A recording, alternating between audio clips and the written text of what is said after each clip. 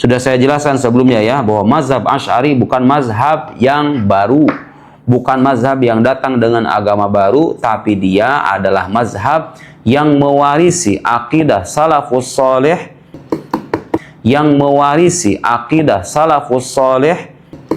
Pembahasan ilmu akidah dibahas hukum akal, nggak mungkin akan kita pahami kecuali setelah memahami hukum akal terlebih dahulu.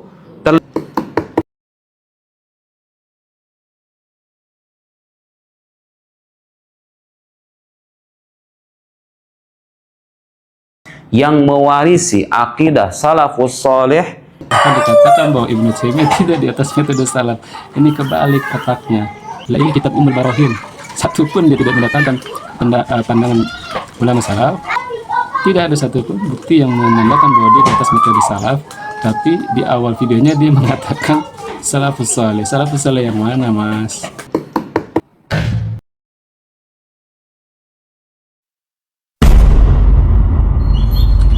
Ahlus Sunnah wal Jamaah, salafus saleh, Ahlus Sunnah wal Jamaah, tapi 20 menit lebih ngomongin akidah, nggak ada ucapan salafnya, nggak ada ayat Al-Qur'annya, wala hadis.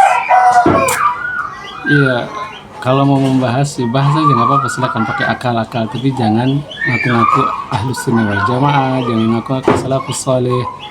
Itu bukan ciri Ahlus Sunnah wal Jamaah, cara menjelaskan akidah dengan gaya akal-akalan begitu. Ya, saya sebut Ahlus Sunnah karena mereka tunduk dengan sunnah Nabi, Al-Quran, hadis, dan para salafus salih. Maka disebut Ahlus Sunnah wal Jamaah, salafus salih, di atas metode salaf. Itu bukan ciri-ciri Ahlus Sunnah wal Jamaah. Kalau Ahlus Sunnah wal Jamaah membahas perkara akidah,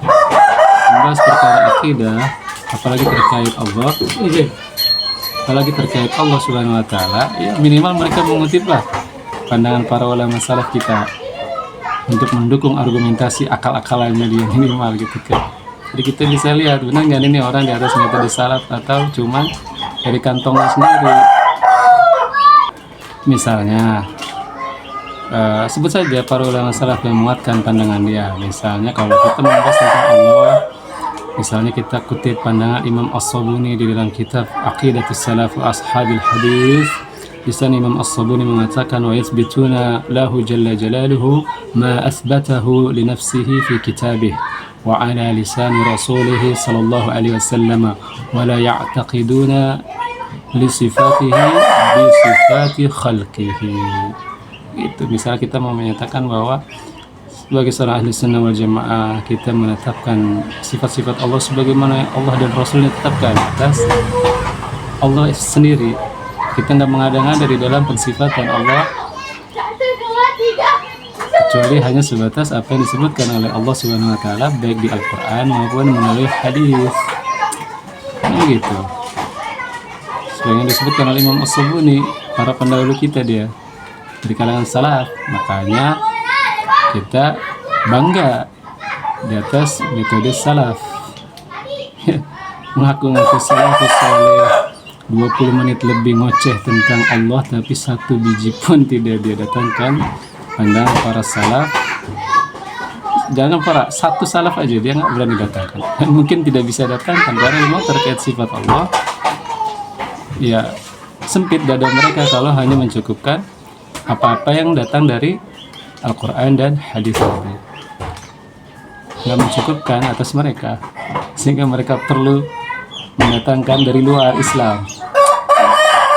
Apa yang disampaikan di dalam video tersebut itu kan dari Islam, itu dari akal-akalan luar Islam. Toh rujukannya juga bukan kitab salaf, kitab kholaf itu abad ke-9 ya. Abad ke-9 jauh. Masa salaf itu berakhir di abad ke-3. Itu yang paling kuat. Ada yang berbeda apakah 3 abad atau 4 abad di awal Islam, itu disebut salaf. Tapi pendapat yang paling kuat adalah abad sampai abad ke-3. Katakanlah sampai abad ke-4, sampai itu kitabnya dia abad ke-9, berarti kan 5 abad mental jauh, ya kan? Terlalu jauh.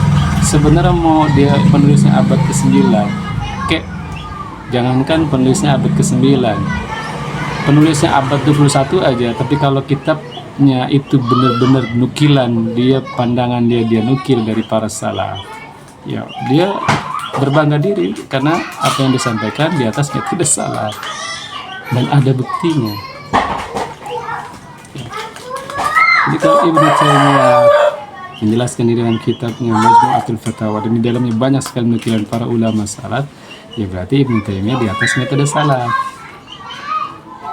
Sebagaimana yang diketahui di dalam kitab Majmu'atul Fatawa, Ibnu Taimiyah banyak sekali nukilan hadis-hadis Nabi, ayat Al-Quran, bahkan pandangan para a'immatis sunnah dari kalangan para ulama salafus salih. Banyak, kaya itu literasinya. Tapi di tahdzir sama Muhammad Nuruddin bahkan dikatakan bahwa Ibnu Taimiyah tidak di atas metode salaf. Ini kebalik otaknya, yang sebegitu kayanya dengan nukilan dari para ulama salaf dianggap tidak di atas metode salaf. Lah ini kitab Ummul Barahin, satu pun dia tidak mendatangkan pandangan ulama salaf, kecuali hanya akal-akalannya saja ketika membahas tentang eksistensi Tuhan, keberadaan Allah. Tidak ada satupun bukti yang menandakan bahwa dia di atas metode salaf. Tapi di awal videonya dia mengatakan salafus saleh. Salafus saleh yang mana, Mas? Salafus saleh yang mana? Ya, kalau memang mengaku di atas salafus saleh, akidahnya akidah Ahlussunnah wal Jamaah, maka buktikan mana dari kalangan salaf a'immatis sunnah kita yang berpandangan demikian. Ya, sehingga jika dia katakan kitabnya Ummul Barahin, maka kita tanyakan balik, ainal barahin, mana bukti-buktinya? Karena cuma ngaku saja, ya setiap orang aku boleh-boleh saja ngaku, tapi kan pembuktiannya kalau kosong ya percuma pengakuan. Setiap orang mengaku memiliki hubungan dengan Laila, tapi Laila menolak pengakuan-pengakuan tersebut. Ya. Maka datangkan bukti bahwa Anda berada di atas metode salafus saleh, berakidah Ahlussunnah wal Jamaah. Bukan cuma ngomong doang salafus saleh, tapi penjelasannya satu pun nggak ngutip para pandangan ulama salaf kita. Ya. Kalau orang-orang Ahlussunnah wal Jamaah, kalau cuma buat buktinya adanya Tuhan, ya harus datangkan dari Al-Quran. Misalnya dia kutip ayat inna fi khalqis samawati wal ardi wa ikhtilafil laili wan nahar wal fulki allati tajri fil bahri bima yanfa'un nas wa ma anzalallahu minas samai min ma'in fa ahya bihil arda ba'da mautiha wa batha fiha min kulli dabbatin wa tasrifir riyahi was sahabil musakhkhari bainas samai wal ardi la ayatin liqaumin ya'qilun. Itu sudah cukup bahwa Tuhan itu ada, selesai, udah nggak usah dibikin ribet gitu, bikin jelimet.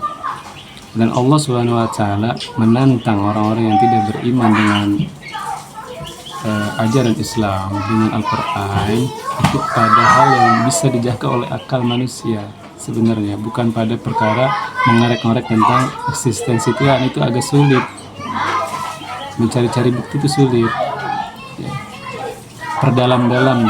Mendalam-dalami tentang eksistensi Tuhan itu sulit. Cukup sebatas fitrah saja itu sudah cukup sebenarnya. Tapi kalau mau meragukan tentang Islam, Allah menantang untuk pada hal yang sifatnya rasional sebenarnya. Allah sendiri menantang orang-orang kafir, ya, wa in kuntum fi raibin mimma nazzalna ala abdina fa'tu bi suratin min mithlihi wad'u syuhada'akum min dunillahi in kuntum shadiqin. Ya, kalau memang mereka ragu dengan Al-Quran ini, datangkan satu surat aja yang semisal dengan Al-Quran. Itu kan tantangan yang sifatnya rasional. Kalau memang bisa bikin surat Al-Quran yang semisal dengan Al-Quran ya. Tapi tantangan itu bukan berarti kemungkinan manusia bisa, yang nggak bakal bisa ya. Karena memang itu benar-benar datang dari Allah Subhanahu wa Ta'ala. Jadi manusia nggak mungkin mampu membuat yang semisal dengan Al-Quran. Sehingga di ayat berikutnya, fa illam taf'alu wa lan taf'alu fattaqun nar allati waquduha an-nas wal hijaratu u'iddat lil kafirin. Dan jika kalian tidak mampu, dan pasti kalian juga nggak akan mampu, kalau udah tetapin nggak bakal mampu ya. Tapi itu tantangan luar biasa dari Allah Subhanahu wa taala di dalam Al-Qur'an. Dan di ayat lain Allah sendiri menyatakan, afala yatadabbaruna al-Qur'an awalau kana min 'indi ghairillahi lawajadu fihi ikhtilafan katsira. Jadi kalau seandainya Al-Qur'an ini bukan datang dari Allah Subhanahu wa taala, niscaya pasti bakal banyak kontradiksi di dalam Al-Qur'an. Ya. Itu tantangan yang luar biasa dari Allah Subhanahu wa taala, bukan tantangan yang mau membuktikan eksistensi Tuhan ya. Mau memperdalam itu dasarnya apa? Kalau dasarnya cuma akal-akalan doang, nggak selesai. Selesai karena beda manusia beda akal ya, selesai. Makanya kalau mau pembuktian tentang Allah ya Allah sendiri harus jelaskan. Dan banyak keumuman manusia itu percaya kalau Tuhan itu ada, tinggal gimana manusianya mau ikut ajaran Islam atau tidak, mau ikut apa yang dibawa oleh Nabi Muhammad atau tidak gitu. Cuma kalau membahas sesuatu pakai akal-akalan itu paling gampang karena mereka nggak perlu penguasaan wawasan dasarnya. Kalau pakai akal-akalan gampang, apa aja bisa dibahas. Jadi kalau harus ngikutin ulama salaf, harus ngikutin metode salaf, maka butuh penguasaan wawasan tentang apa-apa yang disampaikan oleh para ulama salaf kita. Itu berat. Jadi kalau ada orang membahas sesuatu hanya pakai akal-akalan, ada dua kemungkinan. Pertama, boleh jadi dia tidak menguasai semua yang datang dari para ulama salaf ya. Tidak menguasai, wawasannya itu kurang gitu. Jadi nggak hafal dia, nggak tahu bagian mana yang ulama salaf itu bicara, atau bagaimana salaf bicara. Itu satu. Atau bisa jadi yang kedua, dia menguasai tapi apa yang dia temuin dari para salaf itu nggak sesuai dengan hawa nafsunya dia, nggak sesuai dengan seleranya dia. Jadi dia nggak mau sampein. Sehingga bagi dia apa yang datang dari para salaf itu tidak memuaskan dahaganya dia, nggak membuat dia kenyang. Sehingga dia perlu mendatangkan dari luar salaf. Kalau memang mau mendatangkan di luar pemahaman salaf, jangan ngaku-ngaku salafus saleh, jangan ngaku-ngaku ahli sunnah wal jamaah. Itu namanya dusta. Kadang kita heran kok belakangan mendadak ada demam banget pakai kata salaf. Perasaan dulu kayaknya alergi sama salaf, sampai memberi label bahwa orang-orang yang mengikuti manhaj salaf itu orang-orang yang jumud, orang-orang yang terlalu literal. Jadi kalau membahas agama tuh hanya terbatas pada 3 abad pertama Islam yang disebut dengan periode salaf, sampai dicap sebagai orang-orang yang jumud, orang-orang yang literal, yang wawasannya luas. Justru orang-orang yang bisa membahas agamanya berdasarkan metode salaf itu betul wawasannya luas, karena mereka harus mengetahui itu argumentasi yang otoritatif, nggak asal. Kalau nggak pakai dasar salaf kan asal bisa, akal sekedar akal gitu, bebas. Tapi kalau harus dasarnya harus sesuai dengan periode salaf kan berarti harus penguasaan terhadap karya-karya atau pandangan-pandangan para ulama salaf, mereka harus kuasai. Dan itu yang susah. Jadi kadang mereka menuduhnya dengan orang-orang salafi itu yang berada di atas metode salaf itu jumud katanya, kaku. Apa-apa dilihatnya harus berdasarkan pandangan para ulama salaf. Sedangkan zaman udah berkembang, masa nggak mengikuti perkembangan zaman. Syubhat. Jadi orang-orang yang begitu tuh kemungkinannya dua. Kemungkinan yang pertama, mereka tidak menguasai kitab-kitab para ulama salaf, ya entah males, entah nggak sanggup akalnya, otaknya untuk mempelajari kitab-kitab para ulama salaf. Ya, jadi kalau nggak punya modal, gimana mau dagang? Gitu. Jadi modal pemahamannya nggak punya, gimana mau menyampaikan? Makanya mereka alergi dengan pemahaman salaf karena akalnya modalnya nggak punya gitu. Atau yang kedua, dia mempelajari, dia tahu, tapi apa yang disampaikan oleh para ulama salaf tidak membuat dia kenyang, tidak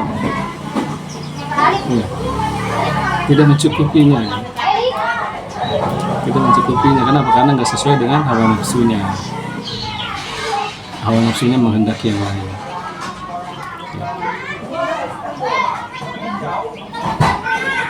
Begitu ya. Bisa lagi ngopi dulu. Assalamualaikum warahmatullahi wabarakatuh.